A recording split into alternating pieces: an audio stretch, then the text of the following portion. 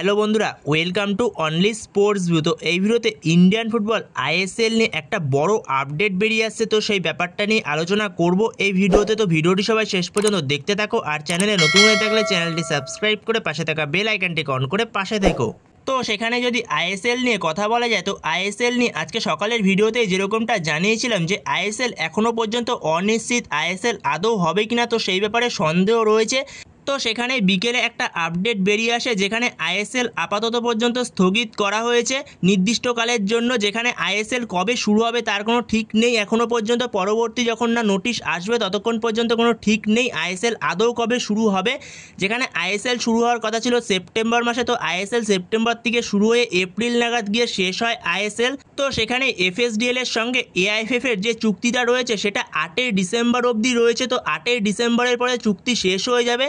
তো সেখানে যতক্ষণ না পর্যন্ত নতুন এমআরএতে সই করবে ততক্ষণ পর্যন্ত আইএসএল পুরোই অনিশ্চিত, তো সেরকমটাই জানানো হয়েছে। তো সেখানে পরবর্তী নোটিশ যতক্ষণ না আসছে ততক্ষণ পর্যন্ত বলা যাচ্ছে না আইএসএল আদৌ কবে শুরু হবে।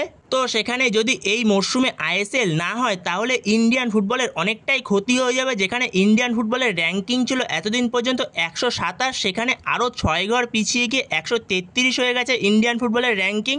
তো সেখানে ইন্ডিয়ান ফুটবলের অনেকটা প্রভাব পড়বে এই আইএসএল যদি এই মরশুমে না হয়। তো সেখানে যথেষ্ট ক্ষতির মুখে পড়বে ইন্ডিয়ান ফুটবল। তো সেখানে যদি ইন্ডিয়ার টপ টায়ার লিগ আইএসএল যদি বন্ধ হয়ে যায় তাহলে প্রচণ্ড ক্ষতির মুখে পড়বে আইএসএল এর ক্লাবগুলো। যেখানে আইএসএল এর ক্লাবগুলো অনেক টাকা দিয়ে টিম তৈরি করেছে, এখনও হয়তো অনেক ক্লাব ঠিকঠাক টিম গোছানোর কাজ শুরু করেনি, কিন্তু অনেক ক্লাবই ঠিকঠাক টিম গুছিয়েছে। তো প্রত্যেকটা ক্লাবেরই কোনো না কোনো প্লেয়ারের সঙ্গে কন্ট্রাক্ট পড়ে রয়েছে, তো সেইখানে সেগুলো নিয়ে সমস্যা হবে প্রত্যেকটা ক্লাবের। তো এআইএফএফ এর যত শীঘ্রই সম্ভব না কেন আইএসএলটাকে চালু করা উচিত নতুন এমআরএতে সই করে এফএসডিএল এর। তো পরবর্তী সময় আইএসএল নিয়ে যেই আপডেটই আসুক না কেন তখন তোমাদের সাথে অবশ্যই শেয়ার করে দেবো।